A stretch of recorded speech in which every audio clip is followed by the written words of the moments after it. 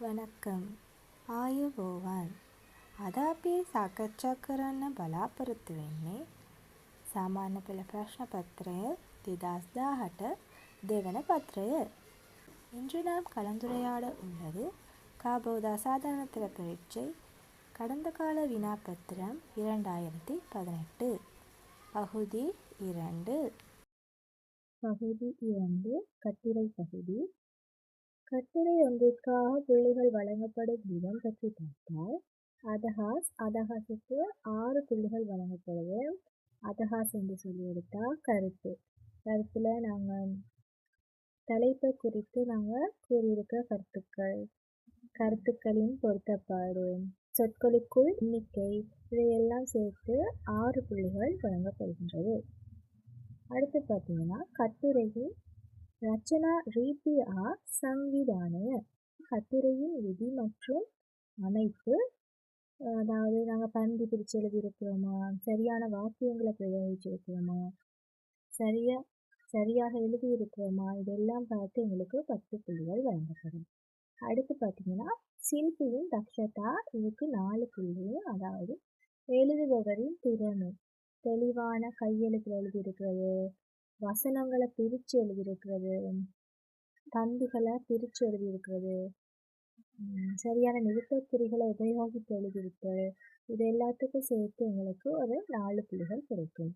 மொத்தமாக கட்டுரைக்கு 20 புள்ளிகள்.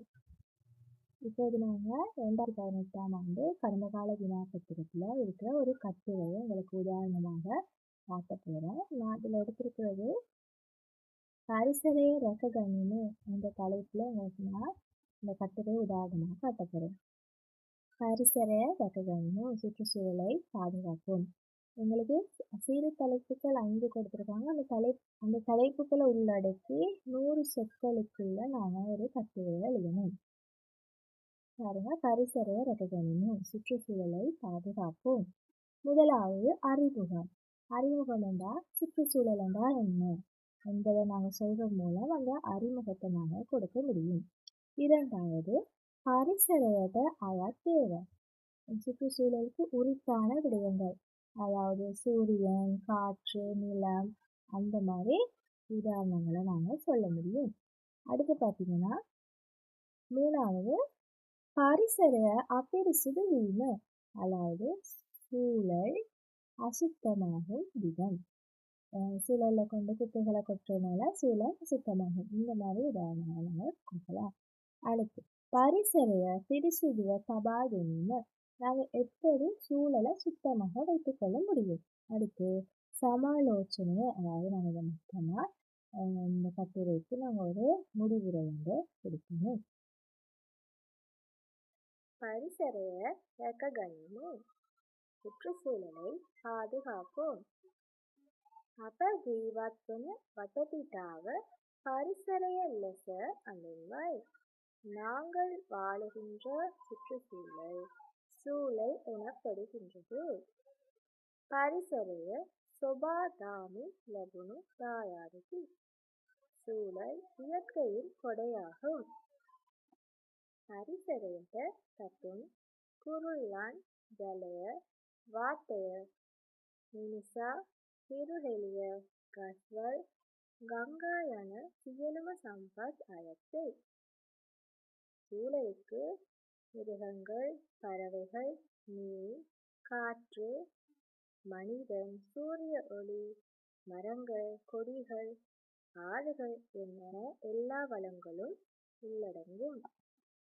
මිනිසාමෙන් සතා සීපාවන් ජීවත් වීමට වාතය, ආහාරය, ජලය වැනි மூலிக அவசியතා பரிசரைய துளில் சபையாய். மனிதர்கள், மிருகங்கள் வாழ்வதற்கு தேவையான காற்று, உணவு, நீர் போன்ற அத்தியாவசிய தேவைகள் சூழலின் மூலம் கிடைக்கப்பெறுகின்றது.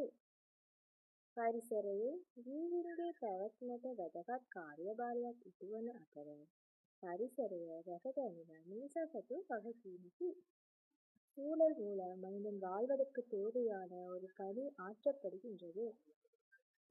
எனவே சூழலை பாதுகாப்பது மனிதனுடைய கடமையாகும். නමුත් නමුත් වර්තමානයේ මිනිසාගේ ක්‍රියාකාරකම් மற்றும் பரிசரிய விநாச வெண்ணி பரப்பி நிகழ்காலத்தில் மனிதனுடைய செயற்பாடுகள் காரணமாக சுற்றுச்சூழல் அளிக்கப்படுகின்றது. ஏதெனி ක්‍රියාකාරකම් කීපයක් නම් අවාරාණ செயற்பாடுகள் சில. වන විනාශය, වනසතුන් මරා දැමීම, ගස් කැපීම, ජලයට කසල බැහැර කිරීම, காடுகளை அழித்தல், காட்டு மிருகங்களை கொலை செய்தல், மரங்களை வெட்டுதல், தண்ணீரில் குப்பைகளை போடுதல், කුණු කසල නොදිරෙන පොලිතින් ආදිය නිසි ලෙස බැහැර නොකිරීමෙන් අවත පරිසරය අපිරිසිදු වී විනාශ වීමට ලක්වේ. பொலித்தீன் போன்ற குப்பைகளை சரியாக முகாமித்துவம் செய்யாததினால் சூழல் அசுத்தமாகி අලිකப்படுகின்றது.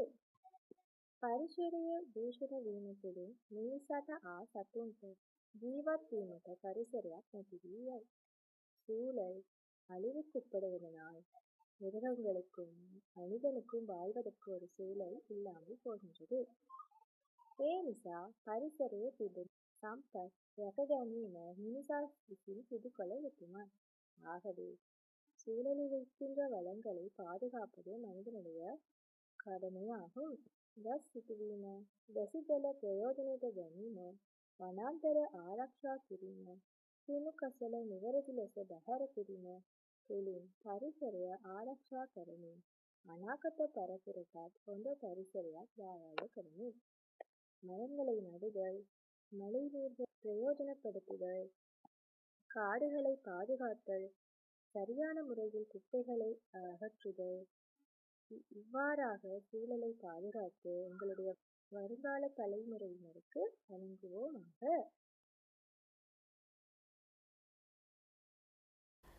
இந்த வீடியோ உங்களுக்கு பிடித்திருந்தால் லைக் மற்றும் ஷேர் செய்யவும். இது போன்ற வீடியோக்களை தவறாமல் பார்வையிட இந்த சேனலை சப்ஸ்கிரைப் செய்து கொள்ளவும். මේ වීඩියෝ එකට ඔයාලා කැමති නම් ලයික් කර ෂෙයා කරන්න. මෙවැනි වීඩියෝස් දිගටම බලන්න මේ channel එක සබ්ස්ක්‍රයිබ් කරගන්න.